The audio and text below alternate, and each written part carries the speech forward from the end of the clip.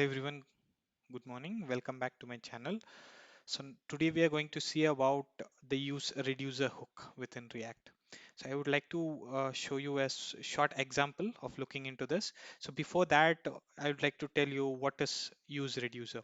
Use reducer is a superimposed form of use state, which means when we have a complex state, or in-depth state with multiple key values and pairs, at that time, we can prefer to go to use reducer rather than use state. So let me show you with a normally use case example with the counter example. So maybe I can go to my window, my Explorer, and then I'm going to create a new folder called use reducer. And within use reducer, I'm going to create a new function. Since I have a template, so it will be easy for me. RAFCE, which means React Arrow Function Export Component. So I'm going to export, I'm going to name this as use reducer. Okay, so this is a normal template, normal boilerplate for React. So now what I'm going to do, I'm going to import use reducer hook. And then what I'm going to do, I'm going to call this use reducer, and then there will be a reducer function. The initial state, I'm going to declare it as count 0, and at the moment we do not require this in it. And then since this reducer is not available, so this is giving an error, so we can create a reducer function. This reducer function is similar to redux, so we have to pass state and action. So based on the state, we can perform, based on the action, we can perform any, related action and then update the state. So now we are going to have a switch statement. Switch, we can map it to action dot type. So with action dot type, we can have several actions, several case. So case can be increment. So in the increment, we are going to return the state value plus 1, which will be like count.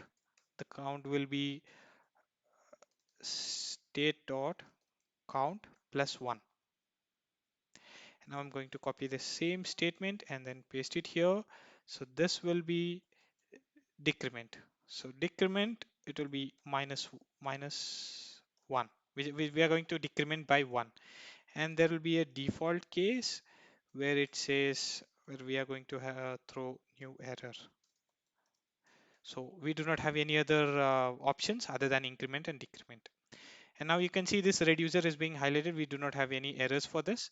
And now we are going to have a count variable, count, which we are going to show to the UI, which is state dot count. So, state dot count. So let me pull in up here, use reducer.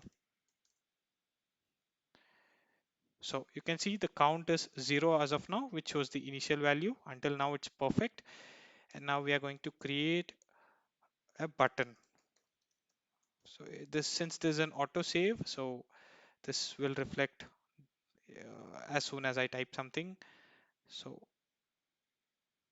that's the reason I'm going to hide this use reducer, uh, or I can remove this so that you can see everything whatever I'm typing. So which on click, I'm going to trigger an arrow function, and I'm going to dispatch. I'm going to dispatch an action. I'm going to say type will be increment, and the text will be increment. So you'll be able to see an increment button. So you can see once I click on this, you can see the count is getting incremented. So similar way, I'm going to have a decrement, and I'm going to name this as decrement.